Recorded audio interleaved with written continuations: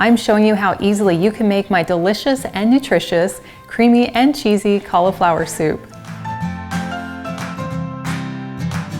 We're adding in a few extra superfoods, including red potato, yellow zucchini, and cottage cheese. And they're all cooked in one pan and then blended smooth to creamy perfection. This is an excellent way to enjoy and easily digest cauliflower and disguise some additional vegetables for picky eaters. We're going to begin by prepping our vegetables, and one of my favorites to hide in my dishes are yellow zucchini because they're very mild in flavor, but they add a lot of nutritional value. So I'm just going to cut off the ends, and then I'll dice it up into some nice thin pieces so it cooks down quickly. Next, we're going to add red potato, and this helps to make the soup very creamy and eliminates the need for having a flour roux as part of the recipe. You can use 1 large red potato or 2 small red potatoes. And then I just peeled it and chopping it into some smaller pieces. Next, I have 1 beautiful head of cauliflower. I went ahead and cut off all the cauliflower pieces and put them in a bowl so they're ready to go. And then I peeled 4 cloves of garlic, and then I'm just giving them a quick fine dice. Next, I'm adding half of an onion, and you can use white or yellow or red or whatever your preference. And a really easy hack for keeping your eyes from watering is to take a paper towel, drench it in water, and then just put it on your cutting board right next to your onion. And then the vapors from the onion will be attracted to the water in the paper towel and not the water in your eyes. So I'm just roughly chopping the onions because they will be blended smooth in our soup. And so far, no tears. And then we also want to prep 2 cups of vegetable stock. And I really like using this better than bouillon because I only have to use 1 teaspoon per 1 cup of warm water. And then I don't have to store larger cartons of stock in my pantry. Now that all of our ingredients are prepped, we can start cooking our soup. To make the soup, I'll be using my enameled cast iron Dutch oven, but you could use any large sturdy pot. So I've turned it to medium heat, and then I'm adding 2 tablespoons of butter. Now that the butter is melted, I'm adding in my onions and the yellow zucchini and season with some salt. And then I'll give it a quick stir to make sure it's all well coated in the butter. And now that they've had a chance to soften, I'm adding in the garlic. And then I'll mix those together until they're well combined. Now we just want to let these cook down until they're nice and soft. So I'm going to go ahead and add the lid to speed up the process. But I'll go ahead and take the lid off about every minute just to give it a good stir to make sure that nothing is sticking to the bottom. Well, it's been about 4 minutes, and now our vegetables are nice and soft and even just starting to brown, which is going to give them delicious flavor. So now we can pour in our 2 cups of vegetable stock, 2 teaspoons of salt. Then we can add in our potatoes and our cauliflower. And then we'll give it a good stir to make sure they're all well coated.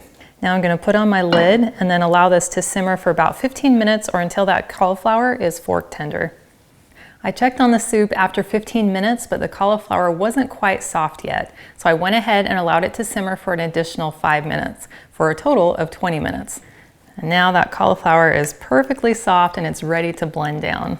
Now you have 2 options for blending the soup. You could either use an immersion blender, which you could do right inside of your pot, but it's not going to get quite as smooth and creamy. So I prefer to use my upright Vitamix to get the creamiest result. So I'm going to very carefully begin spooning it into my blender. And now that I have most of it out, I'll go ahead and very carefully pour the rest. And then to add a little protein boost as well as some delicious cheesy texture, I'm going to go ahead and add in half a cup of cottage cheese. This batch of soup fits perfectly inside my blender, but if your blender is a little bit smaller, you might have to blend it in 2 batches, which is totally fine. Now because the soup is hot, you will want to leave some venting space in the top of your blender just to make sure the steam can escape. So I'm going to turn my blender onto low and then gradually increase the speed until the soup is smooth and creamy.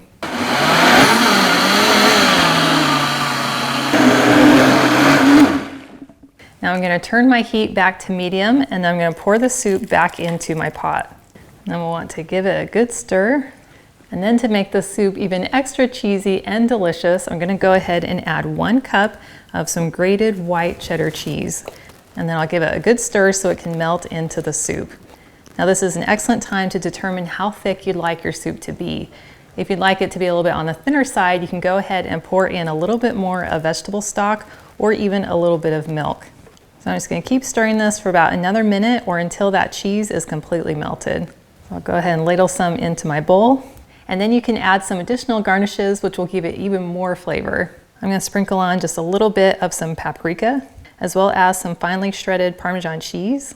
And pretty much anything tastes better with bacon, so I'm adding just a few little crispy bacon bits. And I just cooked these up in my air fryer while my soup was cooking. And then I'll finish it off with just a few little green onions. Oh my goodness, this looks so good. Blow on it so it's not too hot. That is so good. That is creamy and cheesy and has the most amazing flavor. That combination of the cauliflower and the zucchini and the onion and the garlic just all blend together seamlessly. Like, it's really hard to even pick out a specific vegetable. And then adding in the cottage cheese with that shredded cheese just makes it ooey gooey awesome.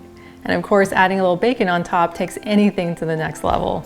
This is one of our family's favorite recipes, even among some very picky eaters. And I'm grateful I get to share with you this creatively healthy recipe so that we can all reduce some of those processed foods in our diet.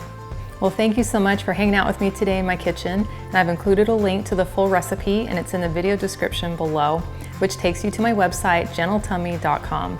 And I also invite you to like and subscribe to my channel. And if you know someone who you think would love this recipe, please share this video with them. And I cannot wait to have you hang out with me again in my kitchen.